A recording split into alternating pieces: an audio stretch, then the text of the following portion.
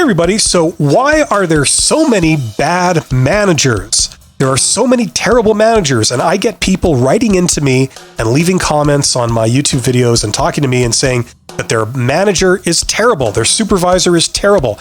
And I tend to agree. This has been my personal experience observing this. And speaking as an ex-worker, an ex-supervisor, ex-manager, ex-executive manager, and an ex-CEO, this is something that has really cut close to home as far as I'm concerned. Now, here's an article that appeared on LinkedIn. It's called 6 Key Core Reasons Why There Are So Many Bad Managers Today and What to Do About It. I don't necessarily recommend this article, but I'm going to use it to frame a short discussion on this. So, why are there so many terrible managers in corporations and organizations around the world? First of all, this is definitely true. There are a hell of a lot of people in management positions that have no idea how to manage. They can't manage people, they can't manage operations, they can't manage money, they can't manage projects. And this is coming from a society where the management education and management credentials like MBAs and things are not really valued. On one hand, and on the other hand, everybody complains that there's so many terrible managers. Now, let's look at this here. It says, I've observed 6 core factors, and they are, here's number 1. The manager doesn't have a handle on their own emotions and insecurities. Yes, I would wholeheartedly agree with this. However, I would just like to point out that sometimes managers, like all human beings, are put under incredible stress. And, that is definitely a mitigating factor. Everybody has their breaking point, and everybody has their own emotions, which do get in the way of human interaction and many other things. So that's true. However, having control over your emotions is definitely a trait of leadership. The military has known this for about 8,000 years. It's been documented. Great generals are people that are not provoked easily, things like this. And also the awareness that you need to have control over your own emotions is actually not well known among people who have never taken any kind of formal management training. So it begins there. Number 2, they've never seen an inspiring, motivating, and helpful manager in action. That's true. That's true. If you only have bad examples, you model your behavior on them, and it propagates. And that is best defined in a lot of organizations as their organizational culture. If you have an organizational culture where people do not handle communication or conflict or personal interaction in a effective, healthy way, then it's a recipe for this. And sometimes good people end up behaving like this because they're in an environment that rewards and encourages that type of behavior. And so instead of simply pointing a finger automatically at the person, I would also make sure that this is not what's lurking behind the problem here. Now, it goes on to say leadership has changed over the past years. Well, that's true to a degree.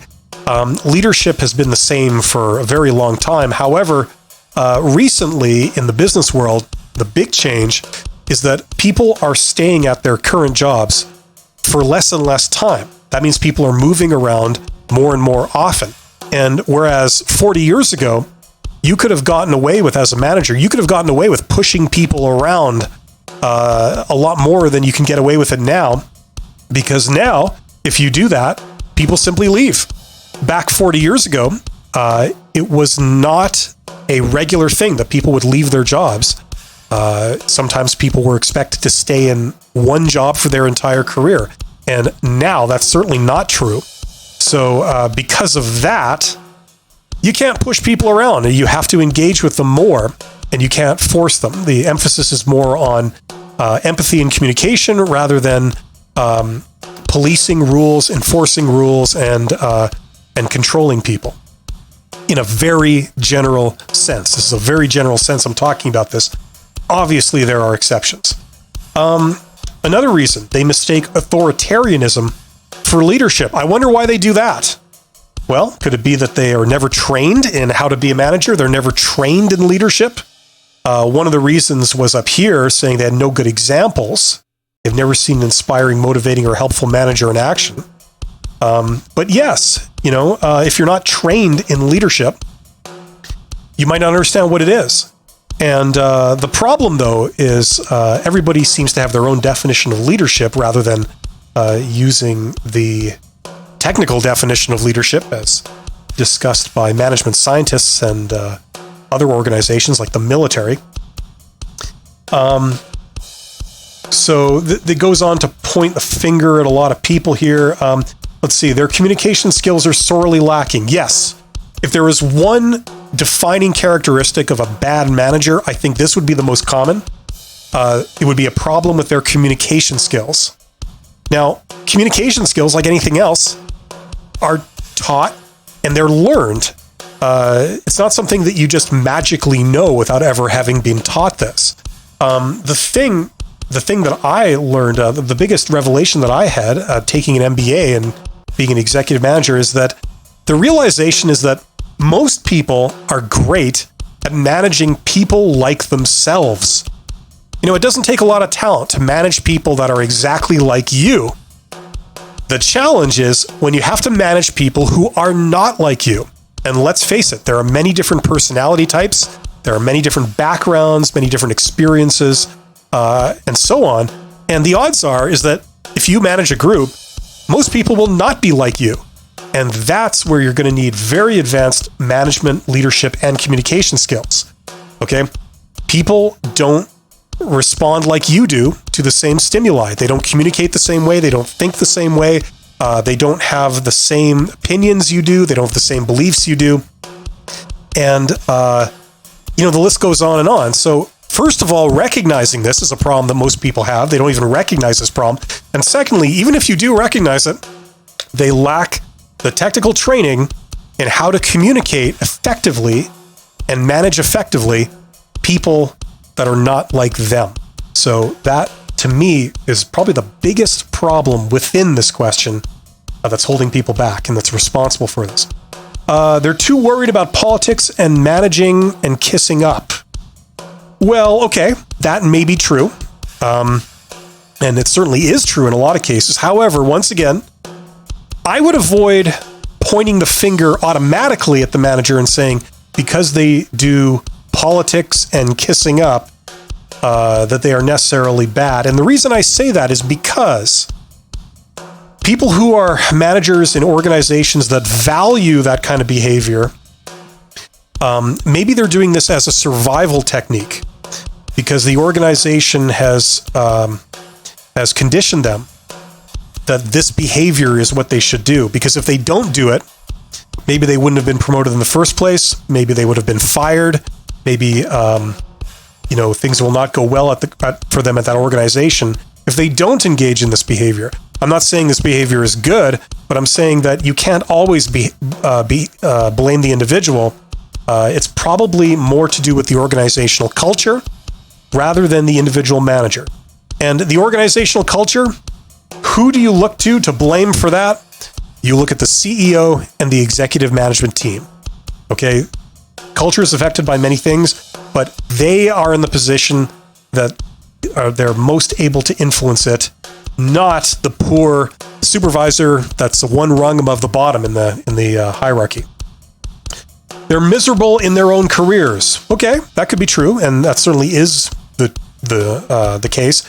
And what they mean about I believe what this author is referring to is that they've chosen the wrong career. These are people that are not suited for that type of job and don't particularly like it. And as a result, they are not happy in it. And if you're not happy at work, you tend to not be the funnest person to deal with. So that could be true. However, this situation is getting better now, I would argue, because of the reason I said earlier. It's a lot easier for people to switch jobs now than it was 40 or 50 years ago. Now, it goes. Those are the 6 reasons that they cite here. And it says, if you are stuck under a terrible boss and wonder what to do about it, consider these strategies. And it gives you a few things that you could do. I'm not going to go into them. I don't think they're particularly good. Some of them might be, but I think this is going to vary on the individual. And for some people, leaving is the only real course of action. If they want to conserve their mental health, that might be the only solution.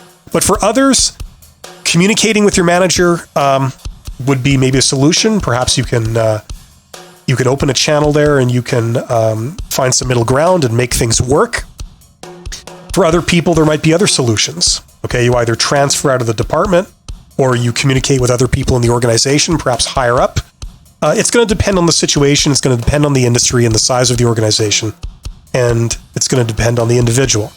So everyone, I think, has to find their own solution to it. But yeah, for the most part, I would agree with this. And I think that the way forward is simply that we need to train managers. We need to train them in how to manage. And more than what is being taught in MBA programs and things today, we need to train proper interpersonal communication. Because if you take an MBA program today, which is sort of the gold standard of how to manage, I mean, it does vary, but generally speaking, you'll learn about organizational behavior, which is good, and you'll learn the sort of absolute basics of communication skills, like how to write emails and things like this, which is good, but they don't teach you more advanced interpersonal techniques for how to actually communicate with subordinates and others. They don't teach this as a standard thing. And I feel that if they did, people wouldn't have to depend entirely on experience and personal examples, okay, like it says here, to learn how to manage people and how to communicate. Because right now, this is pretty much, for most people, the only way they're going to learn the proper way of managing people. So that's what I would put out there. Let me know if you agree with that or not. Let me know in the comments. Thank you very much. I hope this was helpful. Don't forget to subscribe to my YouTube channel. I have tons of videos about executive management, middle management, being a supervisor, how to communicate, and even more topics. So check those out. Thank you very much. You guys are awesome. I'll see you on the next video.